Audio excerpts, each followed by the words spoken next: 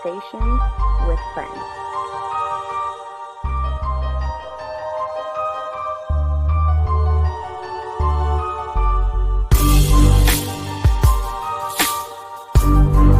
Conversations with Friends.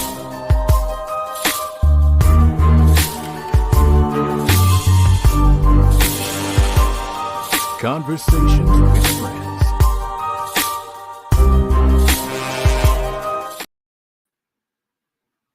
Hey, good evening. Welcome everyone. Welcome to our beautiful audience. Another great episode of Conversations with Friends. In tonight's episode, we're going to discuss America's relationship or understanding of Black women. I believe that this subject is very, very interesting, and I don't know if we have enough hours in the day to discuss this complex lack of understanding relationship that America, mainly mainstream America, mainly what we would consider white men and white women, the norm in their relationship with Black women, whether it's in the workforce, whether it's in sports, entertainment.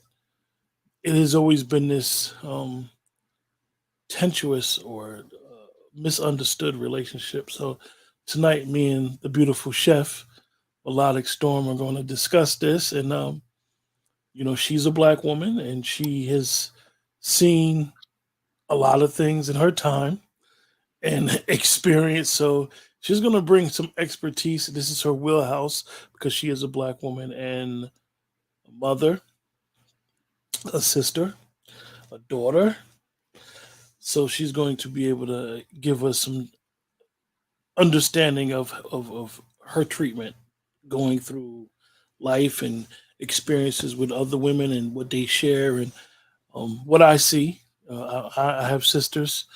Um, I had a Black mother, and we all can say that we as men, Black men, I believe that sometimes we don't realize who our partners are. What I mean by partners, I mean that sometimes we don't realize the same things that we go through and differently Black women go through. So without further ado, what's up, Melodic? What's going on? Hey, happy Sunday. Oh yeah, very very very interesting weekend. You know, For sure. my weekends have been very what I would say quiet. Okay. I was just telling you behind the scenes I might need to put a little bit more action or spice into my life, but it's That's gonna a take a good lot. thing. It's gonna take a lot to pull me out. So Melodic, we as we always do Hmm. when we chop it up and think about things we want to discuss on our next episodes. Sometimes the episodes may appear that they cross with other episodes that we have, but we probably never dealt with this one as much. We may have conversated on this level, but we probably never have done a show on it. And No, we you haven't. know, to even begin, I'll let you begin because let's just say we're on the heels of what happened to Angel Reese Hmm. and some of the vitriol for her doing the Flavor Flav, which was Tony Yayo and then John Cena, and but we remember Flavor Flav used to do that stuff in his hands and all that stuff when we were younger, and some of the responses that she got on social media, namely the two most probably known white men who criticized was probably Keith Olbermann and Dave Portnoy. Olbermann used to be a sportscaster, now he's on MSN, and Dave Portnoy is the president of Barstool. Hmm. So some of the vitriol that she got was she was an idiot, she was classless, so forth and so on, and it brought back a lot of um, undealt with trauma, I would Right. say, or it was a trigger because it reminded a lot of people in the athletic world of what just happened to Shakari Richardson, what has been going on with Serena Williams, Simone Biles. Naomi There's Osaka. Naomi Like, yeah. Osaka. It has always been a situation where Black women, definitely in the sports field, whenever they buck the system or are better than their white counterparts in that particular sport always get this pushback from mainstream. Well, we would say the white establishment in this country. Okay. Um, hmm, unfortunately, okay. So just speaking as a black woman, um, the rules always seem to be different um, for us. It's unfortunate. It's like you have to be okay with being treated as a second class citizen. Um, you're treated as a second class citizen, but you pay the same taxes and you pay the same dues, but you never get the same respect. Um, yeah, that's not a good feeling. I'm well aware that a lot of Black men deal with that in this country as well, but Black women deal with it also. Um, I'd like to say that let's be honest, that women in general are not we don't necessarily get the respect that we should get. I mean, we're the mothers, we're the mothers of the households, etc. Everybody has a mother. You have to have a mother and a father to be here. And we I feel like we never get our just due. But on top of being a woman, being a Black woman, it's like it's compounded. Um, and that's not necessarily it's not a good feeling. Let me Mhm. ask you, for people like us who we're at an age where we've seen a lot. Not that we're elders, but we're basically seen enough where we could give an assessment on whether we have progressed. I mean, even when we talk, we go back all the way to history to the treatment of Sarah Bartman. Right. Like, Whose body was taken off a display in the 1970s. That's disturbing. yeah, for those that don't know, and most black people know, look up Sarah Bartman, and if you really, she was a woman who was, as we would say, she had a body, but she was used as an exhibit because of her. She was a shapely woman, um, for basically slave masters and people that just are astonished by her body. So her sexuality Was was was exploited. was exploited, and even, and I'll just bring it up to current, what our former first lady went through, Michelle Obama. Even if you weren't of that political party or wasn't fans of the Obamas, the mistreatment that that woman got, with The certain clothes she disrespect. wore, The disrespect. the yeah, Whew. it just seemed like it was a little different. Now we know the president after President Obama, his wife, was she, where she came from, but you never saw the disrespect for quote unquote the first lady that we ever saw from Michelle Obama. Every first lady was always seemed like the calm one who kept their husband at a medium, and Michelle Obama was accused of being a man and all types of stuff, They and called her a monkey, etc. Are you kidding me? Unreal. Unreal. and Absolutely and disrespectful. when we discuss it, we're talking about people who have had influence with, and I'll say it, when you are in media, whether it's digital or print, you're really what most people don't understand. You're a social engineer. You have a following. People look at what you say, whether it's a research or just an opinion. People will take what you say and they'll run with it. So a Absolutely. lot of people took some of the vitriol that a lot of these so-called journalists were saying about Michelle Obama, and they were running with it, like really in advertisement and retweeting it. As a black man, I don't know if any black man has went through it. I mean, at the end of the day, a man, as they say, a man can take care of himself, but the woman, the mother, she should be protected. And it's interesting that this still continues to go on. The treatment of black women in that are in the spotlight and how they get treated by white men particularly. And just the mainstream media as well. And I will say, I don't necessarily want to say white men in general, because I mean, I can say some white women, I can say some black women, I can say some black men. So first of all, I feel like black women in general, we need to be respected by um, our community first. Because my thing is, how can you expect someone to respect you when your community doesn't embrace you and respect you in certain, certain aspects? And yeah, so I definitely feel like that's something that we should focus on, uplifting black, our black queens, and and other people would I follow mean, suit. what's funny is I see a lot. I see, I'm a social media guy. I pay attention to what's going on, and Hmm.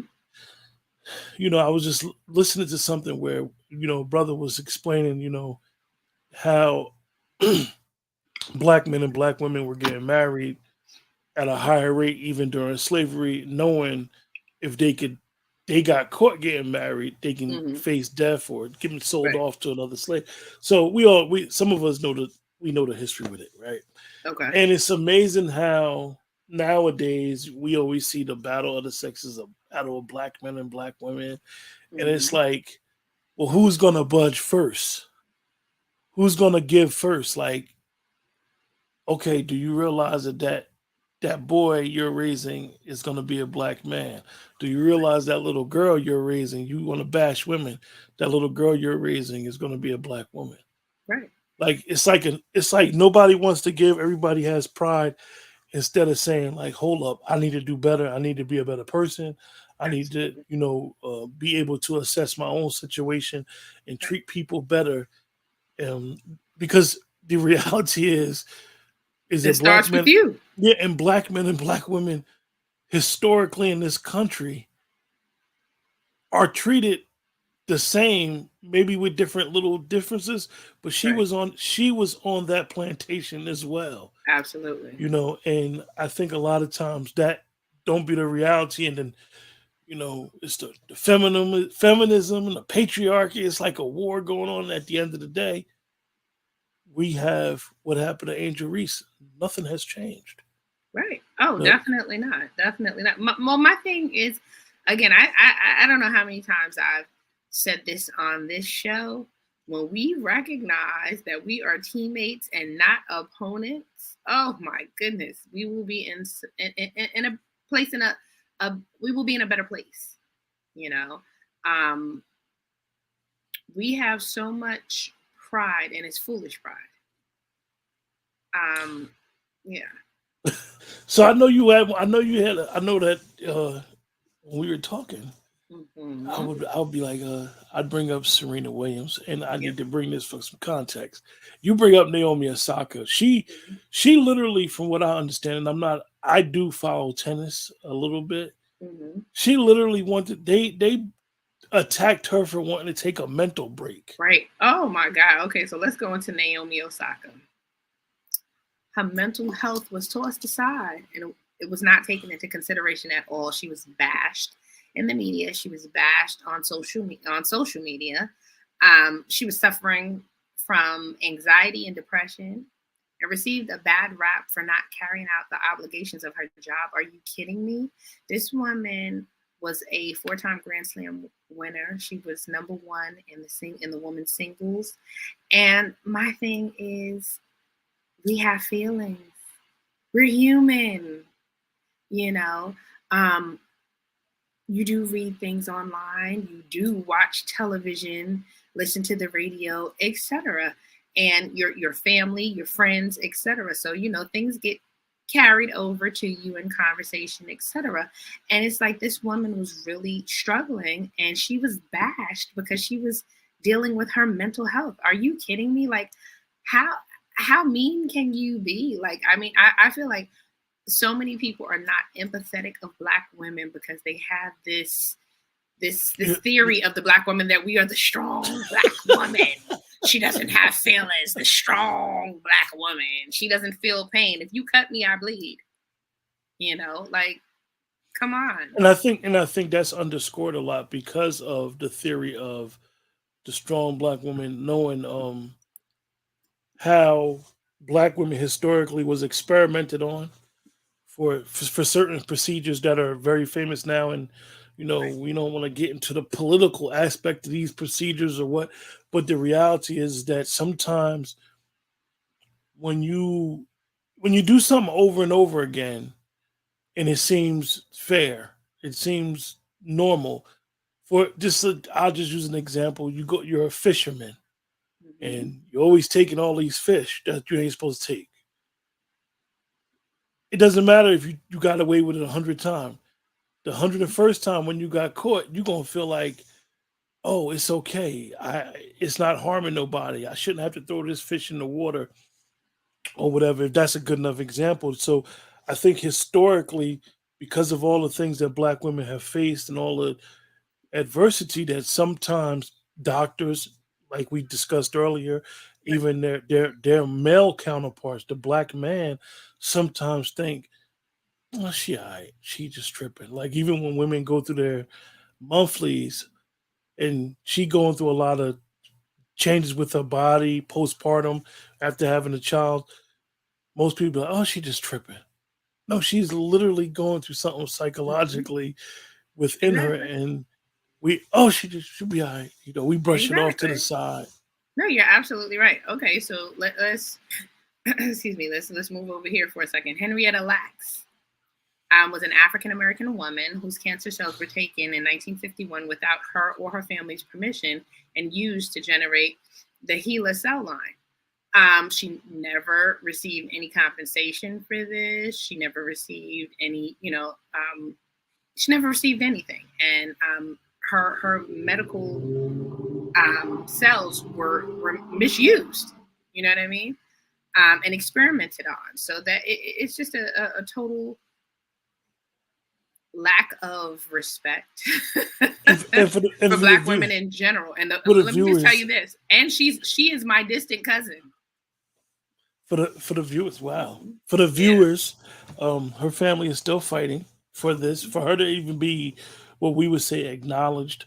Oprah Winfrey did a movie about her, and I know for some of us this may seem like she's dead and gone, but at the end of the day, they did this without her knowledge, without her consent, and then it's so many people, thousands and thousands of people benefiting from Right. The research is used her today. research. Right. And as we always talk about, definitely in Black culture, and definitely something that's been on the forefront lately, is generational wealth. Her family deserves that money, deserves some of the money from all of the proceeds that have came from it, the research, Right. the grants, all the people it has helped. This is another way of what we would say financial slavery. Um, Another historical wrong. yeah, yeah. So it's amazing because when you brought up Naomi Osaka, right? Then I always think about um, Serena Williams. Mhm. I was a I'll just say this, that I think Serena Williams is the greatest athlete ever, and not even, I'm not saying female athlete, I'm saying male athlete ever. When somebody sit back and look at her career and what she's accomplished in the sport of tennis throughout her career, there's never been a more dominant athlete in their sport, in the history of sport in this country. I think there's Serena Williams. And I criticized Serena Williams years ago. Mhm. She had won Wimbledon, and, and when she won Wimbledon, she was crip walking at Wimbledon. And I went in on her. And now when I look back at it, I probably wouldn't do that today. Um, and I Okay. do think that sometimes, even in that aspect of me going out, I may have didn't understand culturally. I knew how Wimbledon was, but I didn't understand culturally what crip walking may have meant to her. She grew up in Right. Compton, so Right. this was her time to To shine. to shine, to be able to. express her, As they say, excitement express, and pleasure. let her hair down and express how she felt. And Right. sometimes I do believe in context that that's one of the things, because African Americans or Black Americans, whatever title you want to give us, we're unique. We're a unique group of people, and Mm-hmm. we have a culture that Mm-hmm. most people could look on the outside and be like, I understand, but Mm-hmm. the honestly, you don't understand. Right.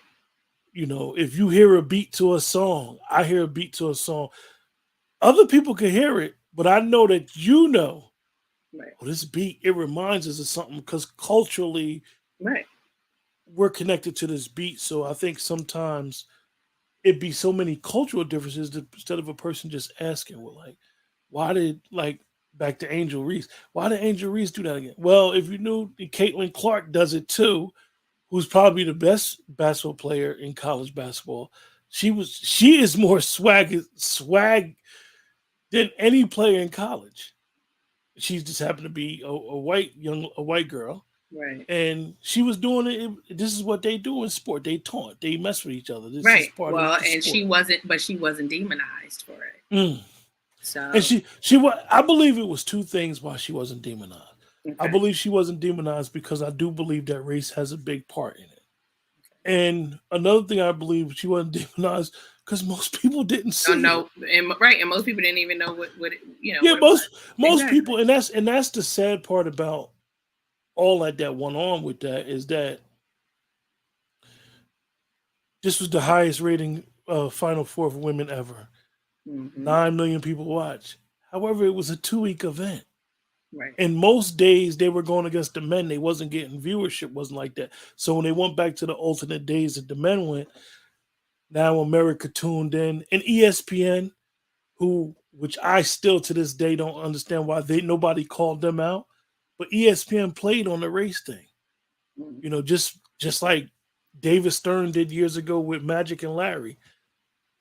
White guy on the East Coast, black guy on the West Coast, and they played race, and they play race. Race, for the sake of our show, is an issue that always comes up sometimes. But when it comes to race in sports, executives and people that market the sport will use race to a level where it's so divisive. But then when it starts getting nasty, they want to clean their hands up and act like they Right. ain't do nothing. They want to hide their Right. hands behind Like their you didn't back. contribute to Yeah, right, exactly, to the dysfunction.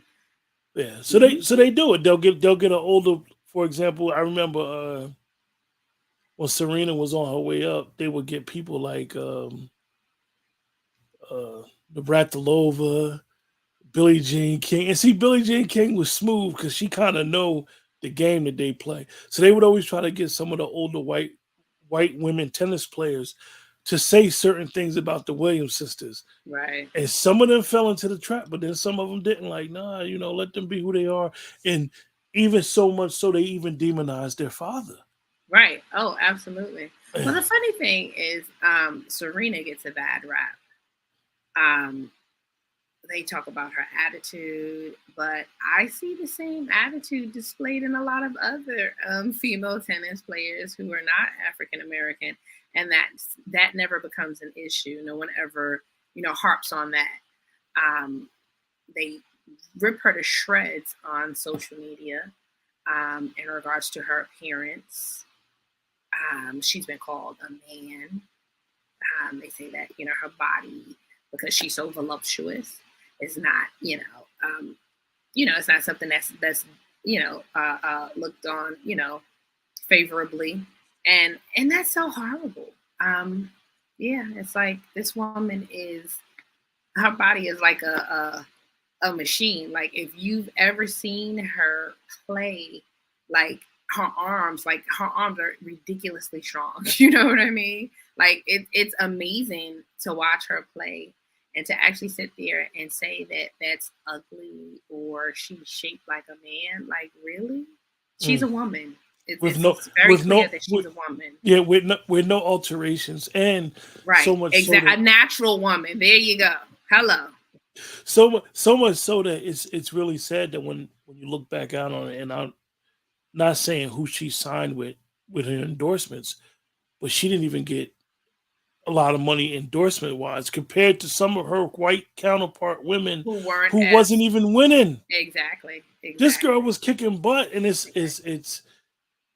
we have what else could it have been? I don't even know if it was just a race thing. It might have been that she was a black woman, just simple as that. Because Well, a lot of people like tried to say that it was her attitude, but again, I've seen other tennis players with nasty attitudes who will throw rackets, etc., and they are not demonized the way that Serena Williams and we're has not we're been not we're demonized not in the we're media. not talking about Serena to the point where she was not on. She has been on commercials. However, if you sit back and you Google Serena Williams while she played, she was the top athlete for 20 years. Right. Melodic, my co-host, we remember Serena Williams when she actually used to lose when she was wearing barrettes and would Right. lose to She her has sister beads and in her cry. hair. Yep. And her sister didn't even Mhm. want to beat her because Yep. she didn't want to hurt her feelings. Right. But Right. then when Serena got older, got better than her sister, they won all these double championships together. She is the most accomplished tennis player in the history of women's tennis. Absolutely. And she never got Her her justice fair shake and her just due. at all. At all. I agree. I agree with you. Wow. So I like that mug there. Oh, thank you. Black excellence. Thank you very much. So we're going to have a quick 10-second word from one of our sponsors. Melodic Celebrations, specializing in event decorations. Call us today for a quote so we can make your next event beautiful. Well. So how's that going before we get back to so far so good. That's good. Again, we're still offering 10% off right now if you mention Conversations with Friends and Melodic Storm. Like, share, subscribe. We can also be found on Instagram under Melodic Celebrations, as well as the internet, www.melodicstorm.com. Check us out. We have awesome deals. We have some awesome decorations, and we would love to make your event beautiful. So when we talk about the complexity of this relationship, and I will tell you, I did not do much studying for this. Okay. And the reason why I didn't do much studying, because sometimes all you have to do is just think, and then once the thought comes to your mind about historically of all these women, you've seen it with Monique. Monique was upset, even though I know a lot of people did not like the way she went about it. Right. But when you think about this, Amy Schumer was making more money from a Netflix special than Monique, who won an Oscar. Right. I don't know. I've never been to an Amy Schumer stand-up. I've never been to a Monique stand-up. However, sometimes the weight alone of what you've accomplished holds a lot. Look at who I consider the best actress. Viola Davis does not make as much money as a Meryl Streep. Agreed. She Agreed. is. I think didn't she just admit that she made $671? I think it was for the first role that she received any type of acknowledgement for. I can't remember what movie. Yeah, I think it might have been for Antoine Fisher. Yes, it was for Antoine Fisher. You're absolutely right. Oh my goodness, $671. She's amazing. And you look at the role she's taken. She's taken a lot of roles, in my opinion, to stay relevant, right? To have her face on the screen, because she can dominate. If you watch Fences, she can hold on with any other actor. She held her own going against Denzel Washington. She surely did. And why? So we can always go back to, Oscar's so white and all this, and people get upset, and what actors complaining. And just recently when Angela Bassett lost, and her body expression when Jamie Lee Curtis won was criticized by Mainstream media again. But my thing is, it's okay for you to be disappointed when you don't win an award. Like, I mean, my goodness, what do you want? A kidney? You want an arm? You want a limb? You're human. What happened to having empathy just for someone who just lost a major, a major award? Like, I don't understand that. Like, I thought that the criticism of her and her reaction, and she was graceful. She was absolutely graceful because she's always graceful, and that wasn't good enough. Really? But let me ask you: is that the problem, though? Because as Black women, I'm just gonna ask you as a Black woman, because y'all always supposed to show grace. Y'all always supposed to be on code, move a certain way. Because of the stereotypical Black women always got an attitude, Black women always angry, that y'all can't show like, yo, I'm disappointed. Like I got curved on a great role that I embodied this role being the mother of Wakanda. And Jamie Lee Curtis role. Half of you people didn't even see this movie. And most of mainstream America didn't see that movie. I still can't even name the new movie, even though Jamie Lee Curtis has been a decent actress in her career. Most of us just know her from Halloween and being, Tony Curtis's daughter. But it's. I will not her acting. I think Jamie Lee Curtis is a good actress, but I also feel like it's okay for Angela Bassett to be disappointed that she didn't win. It's okay. If Angela Bassett would have won and Jamie Lee Curtis didn't win, would her reaction to her loss have been even a topic of conversation? And I don't think it would have been.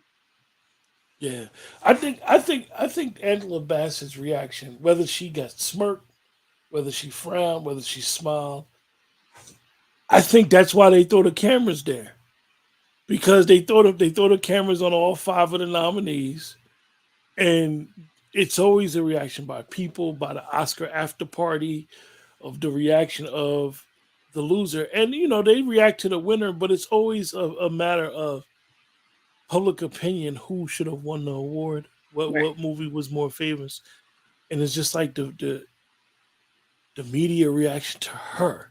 Why her? Instead of if it's a media, if you had a media company, you talking about her, not realizing, do you know how much money she makes for that show on ABC? Because she's the executive producer, she makes like $400,000 or $500,000 per episode, more than anybody, more than anybody. And I think sometimes, like the way that this country is made up, we always look at the defeats. The defeats are highlighted instead of the victories, and knowing that Angela Bassett for us is a tremendous actress, and she'll get her day in the sun. Absolutely. I definitely feel like she'll get her day in the sun. I think she's an amazing actress. I do think that more often than not, as a Black woman, we have to work twice as hard to get the acknowledgement and accolades that we deserve. And I know it came out on Saturday. That's Sha'Carri Richardson, who Angel Reese reminds me a lot of, like, because they're young Black women, in their respective sports. Sha'Carri Richardson ran the fourth fastest time for any female athlete ever in 100 meters, and Angel Reese has more NIL deals than any college basketball player right now. So I think the outcry in the media towards, I'll just use both of them, is crazy when you think about it, instead of just allowing these younger athletes to grow, learn, make mistakes. But at the end of the day, they're marketable. So I think it's like a catch-22, because let's just look at Angel Reese. Is she marketable because of her play? Now she's a hell of an athlete. She's 6'3". I don't think people realize how big she is. But are you trying now to exploit her as a Black athlete? So I think it's kind of like she kind of like got to be careful. And I think she didn't want to go to the White House because Joe Biden. I am going to say this. I don't like her comment when it came to Jill Biden, because I feel like, again, like Angela Bassett, just because you may see something a certain way or someone says something that you don't particularly like, I feel like you should always be graceful.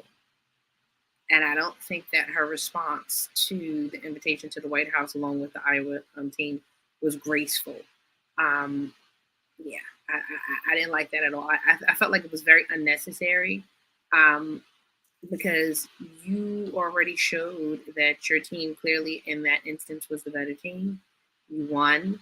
So don't be a sore winner. You know, take the win and be graceful about it. I think that for the most part, I have to give an excuse. She's 20 years old. Agreed. I really think that she was influenced to act the way she was acting. But you know what? There should have been an elder to tell her, "Hey, that I believe is the problem. I believe a lot of times with younger people, and I love our younger generation because everything is fast, everything is transparent. And you have a relationship with the younger generation like me. A lot of times they don't know that they got the elder to get advice from, and the elder doesn't open up or keep that hand extended. So I think, okay, I won. Cameras in my face 24/7. Now I'm on social media getting all these interviews. And I think the first lady, regardless of how you feel about her politics, I think she really was trying to come from a good place.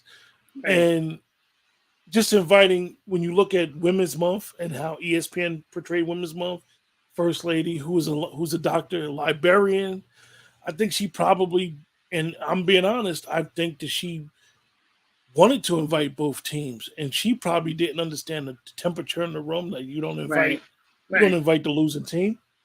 right. And I'm glad that Angel Reese has decided to go after President Biden called her personally. And I hope Mhm. that sometimes athletes, they do have a platform to speak on social issues, but sometimes athletes shouldn't speak on political issues because they wind up stepping into arenas that They're not in ready my for it. they're not ready for, because one thing about politics, when you step into that arena, you're going to be used by a particular party, Right, right, wrong, and indifferent. And you need to be careful. Speak on the issues that are, she has an opportunity that not too many people, not too many Americans are able to go to the White House. right. She accept the opportunity, continue to build her brand, continue to grow as a young lady, Absolutely. and understand that, because even some of the comments that she was making, I'm like, she's 20 years old. Like, she's talking like a woman that might be 35 or 40. Mhm. But like I said, I don't know her plight. I just know a little bit about her from watching her on TV. Mhm. Um, but she does seem like a 20-year-old who feels like she's got the weight of the world. And we shouldn't, particularly as a young black woman, she shouldn't feel that way.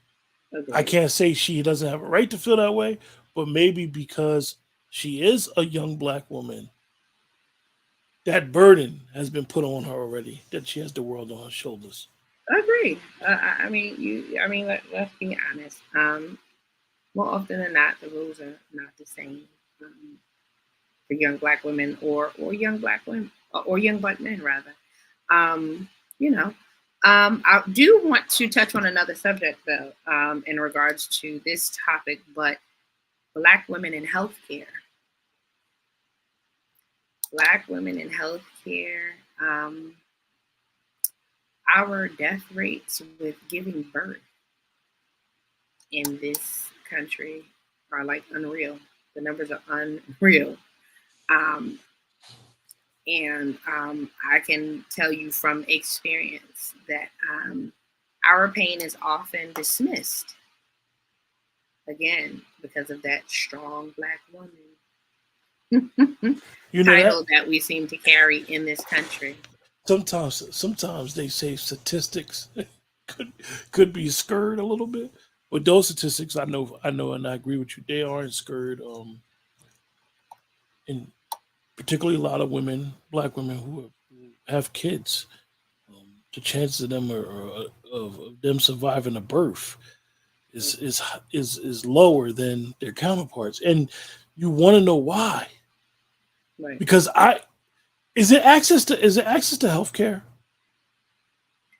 I don't think that is access to healthcare. I think some healthcare professionals don't necessarily are not necessarily empathetic to Black pain. Um, I don't remember the article, but I read an article, and it was a white nurse who pointed out the fact that she could attest to the fact that there have been instances where she has been in the room and a Black woman has complained about being in pain, etc. And more often than not, she felt like they received substandard care, and she felt like it was because they were Black, and their pain wasn't being recognized or addressed. That's scary, and it was highly disturbing for her. I know so many horror stories from friends, family, etc., regarding births that, I have a family member who actually had a premature baby at almost 6 months. I don't even think she was 6 months pregnant. And she went to the hospital because she was in extreme pain. She was in labor. She was dilated 4 centimeters, and they were trying to send her home. And the only reason they didn't send her home is because her OBGYN stepped in and was like, no, you will not send her home. The hospital, the doctor on call, the OBGYN on call in the emergency room wanted to send her home and was trying to sign the paperwork. And because her doctor is so adamant about dealing with his patients on a firsthand basis, and he was also the chief of OBGYN at the hospital, that's the only reason why they did not discharge her. Believe it or not, she had a miracle baby and the baby lived. But had she gone home and delivered that baby on her own, she probably would have risked her life and the life of the baby. So, and the nurse actually said to her, when she was like, you just don't understand, I'm in so much pain. The nurse told her, you should have thought about that before you got pregnant. Are you kidding me? That nurse lost her job that night because when she told the doctor about it, it was addressed. And these type of stories are very, very, very common. Mm-hmm. If you ever read the book Medical Apartheid, Carte Blanche by Harriet Washington, you will see the historical relationship that women have had with the medical field, Black women have had with the medical field in this country. And I think that most people don't take it serious enough to the point where, I may be speaking out of turn because I'm a man here, so I'm just going to speak in very blunt terms, that a Black woman's relationship with their doctor, their OBGYN, their primary healthcare physician should be one of the most crucial and vital relationships that they have while they're alive. Right. Because at the end of the day, she is the bearer of the nation. She is, and a lot of times, a lot of Black women cannot have children because of procedures done, because of misdiagnosis, because they've been told this is going on with your uterus, but it's not really going on. So you may need a procedure done, and that procedure may get done, and then it come out that she was misdiagnosed. This is very, very common, and absolutely. It shouldn't. Then certain medications, side effects from medications that they may have taken, affect how the birth canal and stuff like that. So I know several Black women who have had maybe fibroids or endometriosis or some type of diagnosis like that, and are young, still of childbearing age, and have an OBGYN has recommended you should get a hysterectomy. If this is not, a necessary procedure, I had actually spoke to someone and they said, I feel like I'm too young to get a hysterectomy. I go for a second opinion. I was like, I absolutely agree with that. Like, that's crazy that would be the first. That's like a last resort. You know what I mean? And the person went to a black female OBGYN, and the black female OBGYN was like, there are so many different procedures that we can try on you before we would even have to resort to that. Before the other OBGYN to just go directly to, like this hysterectomy, like that was just so crazy to me. And believe it or not, one of the procedures actually did work for the young woman. And I just think that, like, for you to want to remove someone's uterus so that they aren't able to have any more children, that's a major step to take in that person's health care without considering the fact that, one, she would go into premature menopause. She would have to deal with some of the symptoms that, all of the symptoms that do come with menopause at such a young age as well. And to think about it, a woman being able to have a child, that affects your mental as well. You know what I mean?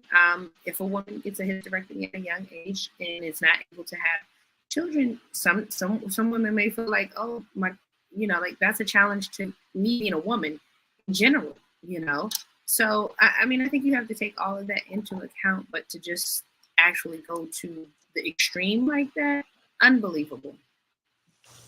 And I know that you got on me. This is why I say this relationship with the black woman is an abusive relationship.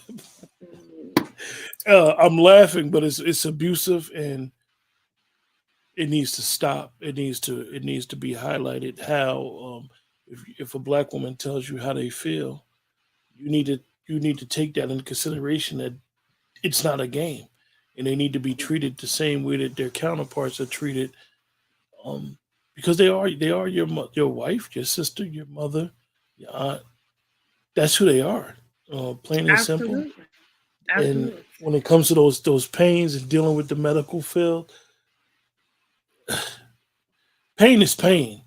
Like I always tell people, if somebody tell you got a headache, you don't know if they got a headache or not. They got a headache. Or if they're having an aneurysm. But if someone tells you that they have a headache, you should take it seriously. Then on top of that the headache goes on to our diet and all this and the foods we eat. And I will never disrespect a doctor because they've earned the right to be a doctor. But we have to understand that doctors are trained to practice medicine. They don't know everything. So in the course of practicing, you're a patient. A patient comes and tells them symptoms. Based off your symptoms, I think you should try interpret this. Exactly. Yes. Hello. Yes. Absolutely. So, I mean, be empathetic for everyone. In all honesty, and my thing is you should treat everyone the same in regards to like women in general. So whether I'm black, whether I'm white, whether I'm Asian, or what have you, if I'm telling you that I'm in pain, think about it as if it was your mom or your sister or your wife or your daughter, and think about how you would treat them and say, okay, well, what exactly is the issue? Like, what's hurting you, etc. Instead of brushing it off like, oh, that strong black woman. Yeah, I actually had a doctor tell me before, when I told him I was in pain and I explained what my issues were, he said, oh, you're young, you'll be fine. Are you kidding me? I went to another doctor, a specialist, and I had a second opinion. And as soon as I spoke to the doctor and I told him all of the issues I was having, he was like, "Oh, you need surgery. You absolutely need surgery. You're young, and there's no reason why you should be going through this amount of pain when it can be easily corrected." When he asked me about the other specialists I had gone to and what he said, and I told him what he said, he was like, "Are you freaking kidding me? That guy should lose his license. That is unreal that he would say that to you, and he did not take your pain into account. That's unbelievable." He was absolutely appalled. Maybe we'll do a part 2 to this show. We're just gonna say this is part 1 because there's so much layers, there's so much issues that we can get into in reference to this. We still have a whole nother aspect that'll probably take us another hour. So maybe we'll discuss this again in within the next couple of weeks and really take a deep dive into this abusive Right. relationship. But I do want to say this, Q. One, because we have a platform, and some people feel like they don't have a voice and they're not supposed to speak up for themselves. But when you are dealing with your body and you go to a doctor, doctors do not know everything 100%. They experiment on you and they try to help you with the knowledge that they have, but you know your body. If you're in pain, don't allow someone to tell you that you're not in pain. You can be assertive. I'm not saying you have to be aggressive, but you can be assertive and say, "Okay, well, I'm not satisfied with what you're telling me, and I'm telling you that something is wrong, and my pain needs to be addressed, and it needs to be considered, and I need you to, I don't know, is there a head doctor that I can speak to? Let me speak to your supervisor because I'm in pain, and no, don't send me home. This needs to be addressed and taken care of." I know someone who lost their life for a simple surgery. They were going to get their tubes tied. Who could imagine that they would go into the hospital to get their tubes tied and then die? Well, with that, A you woman of guys. color. Well, with that, I have no more final thoughts. Remember, like, share, subscribe, and we're going to address this again because I think we have some more stuff to bring to this table in reference to it. So we're going to talk about it again in the next couple of weeks. Do you have a final thought, or that was it? That was my final thought. Be And assertive, ladies. remember, you guys, we're here every other week as much as possible. Have a good week, and we'll be back to see you in 2 weeks. Time is moving, so remember, like, share, subscribe.